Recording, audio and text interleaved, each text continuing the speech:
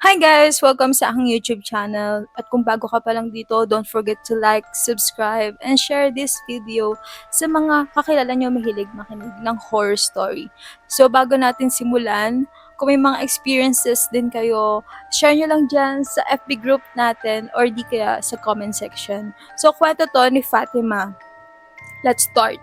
Nung college ako, naka-dorm kami. Tuwing Sabado, may mandatory ROTC yung mga first year. Kaya tuwing Friday, konti na lang natitira sa dorm. Kadalasan umuwi yung iba at kaming mga freshmen na lang ang naiiwan. Isang gabi, 3 lang kaming nakatira sa kwarto, ako at 2 kong kaibigan. Nagiinuman kami at naglalaro ng Mobile Legends. Siguro mga bandang 11 p.m. na. Bukas yung pinto namin at ang harap nun ay garden na puro gravel ang sahig. Habang nagkukwentuhan kami, bigla kaming nakarinig ng footsteps na papalapit sa kwarto. Yung tunog sobrang klaro. Parang may naglalakad sa mabato. Nagkatinginan kami. Lumabas kami agad para tignan, pero wala namang tao. Doon na kami kinilabutan.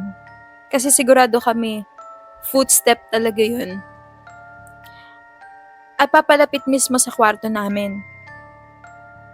Agad kami nagsara ng pinto at maya-maya natulog na rin kahit kabado. Kinabukasan, dumating yung bantay ng dorm.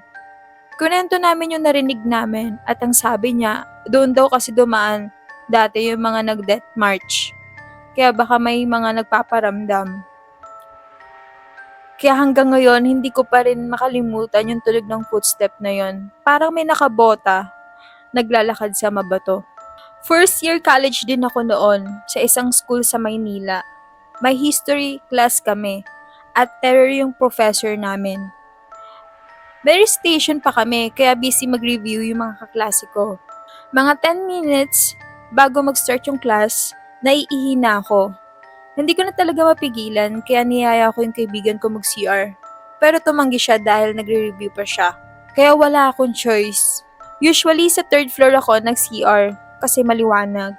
Pero dahil malapit na mag-start yung class, nag-CR na lang ako sa 4th floor. Medyo luma yung CR na yon. May makalumang salamin, hindi malinis, at walang bintana. Naka-close pa yung buong area. Paglabas ko sa hallway, wala talagang tao. Ramdam mo na mag-isa ka lang. Pagpasok ko sa CR, biglang may isang cubicle sa dulo na nag-close. Akala ko may kasabay ako. Chinek ko yung cubicle. 1, lahat bukas at walang tao. Kaya naisip ko, doon na lang ako sa pang-4 na cubicle, yung kakapasok lang. Nag-antay ako sa labas. Maya-maya, biglang nag-flush yung toilet. Narinig ko pa yung click ng lock. Tapos, bumukas ng konti yung pinto.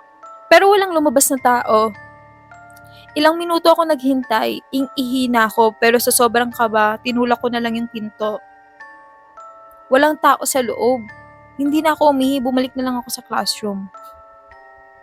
Doon ako natakot kasi mag-isa lang pala talaga ako sa CR. At nung bata pa ako, may kakaiba na ako nararanasan. Parang may nakikita ako yung mga taong malapit nang mamatay sa pamilya namin. Grade 1 ako noon, nasa sala ako. Nanonood ng Slam Dunk habang nakahiga sa sofa. Katapat ng sofa yung pinto papuntang terrace. Habang nilalaro ko yung baluwag kong ngipin, bigla akong napatingin sa may pinto. Doon, nakita yung kapatid ng lolo ko. Nakatayo siya sa may screen door, nakatingin sa akin at parang may konting ngiti. Nagulat ako. Natanggal tuloy yung ngipin ko. Tumayo ako at lumapit sa pinto. Saka ko binuksan yung pinto. Pero wala na siya. Kinabukasan, namatay siya. At yung suot niya sa burol, yun din yung mismong suot niya nung nakita ko siya. Sunod naman yung kapatid ng lola ko. Napanaginipan ko siya, pero hindi ko na maalala yung eksaktong nangyari.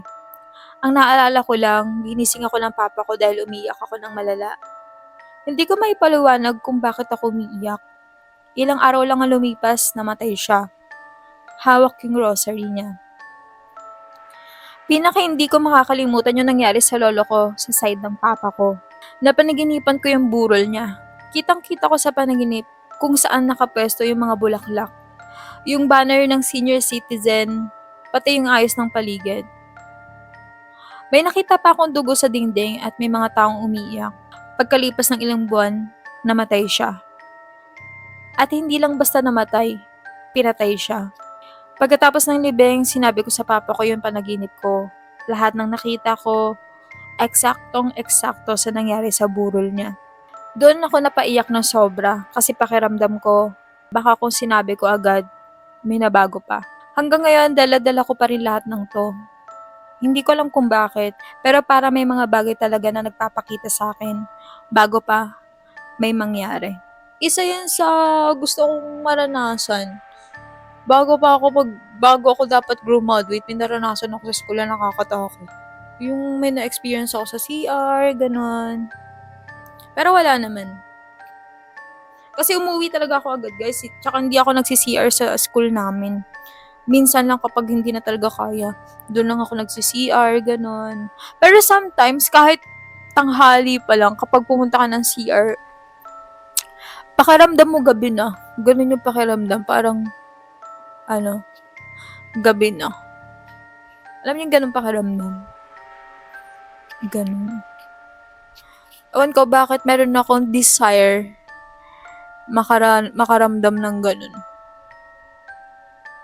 Yeah.